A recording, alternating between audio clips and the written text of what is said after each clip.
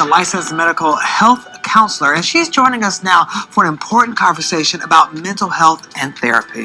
So thank you so much for joining us. I guess let's just start with, who's therapy for? Yes, great question. Well, first of all, thank you so much for having me, Shannon and Elizabeth. It's an honor to be here. Second of all, therapy is really for everybody. There is this idea out there that you need a humdinger of a reason to come to therapy, or a trauma or a diagnosis. But at the end of the day, the human condition is condition enough to seek therapy.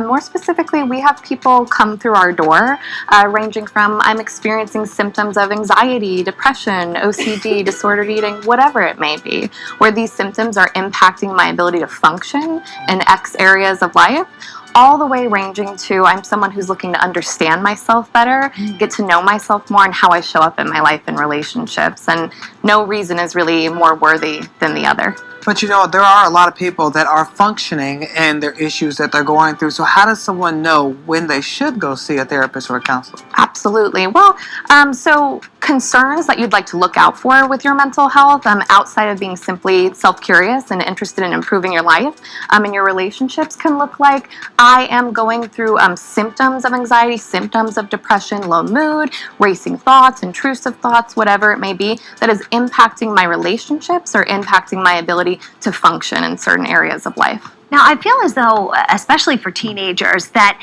you know, we talk so much now about having anxiety or feelings of anxiety or suffering from, you know, depression. Is it that they have a greater likelihood of having it now, or is it just that we're having the conversation now when, you know, when I was a teenager, we weren't talking about it, right? That's a great question. I think when it comes to teenagers and adolescents and young adults, you know, this is something that's been going on forever. We're definitely having the conversation more, but with that said, this topic is multifaceted given the pandemic, as well as the ordinary biological, environmental, social changes that teens go through. So it's layered. Yeah, you know, the National Alliance on Mental Health says that 1 in 5 adult Americans have mental health issues, but only 40% of them get the help that they need. Why do you think so many people hesitate to get the help they need?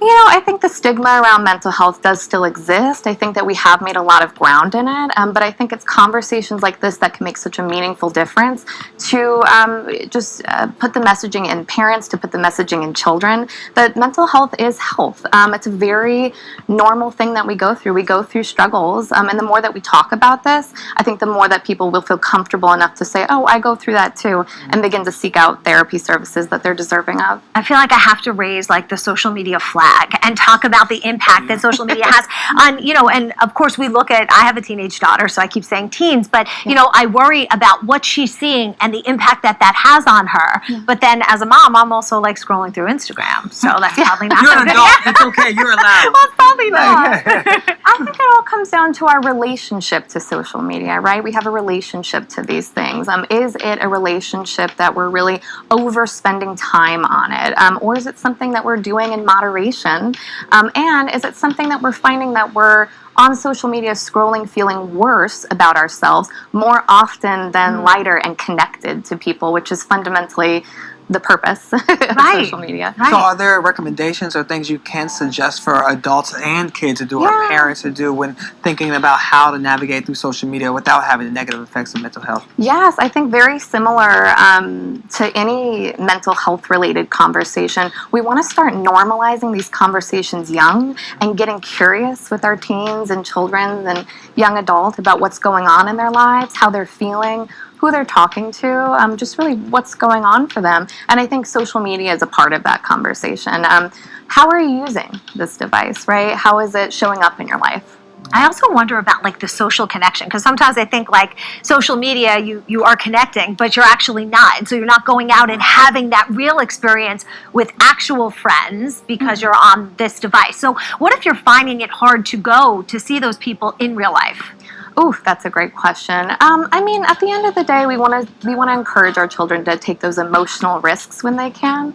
And teens, if you're watching, right, don't be afraid to say, hey, is this someone that I can see? Is there somewhere safe that we can meet?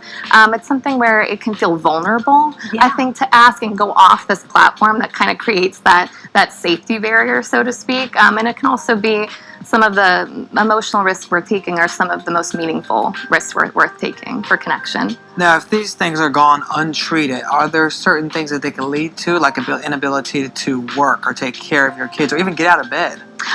So when these things are left untreated, can you say that one more time? Yeah, if they're left untreated, could they lead to problems that could escalate into worse situations? Absolutely, absolutely. And I think that's why, again, getting on these things early when we're noticing symptoms and not allowing them to escalate to a place where we're on survival mode and then we seek out therapy, that can be a recipe for success.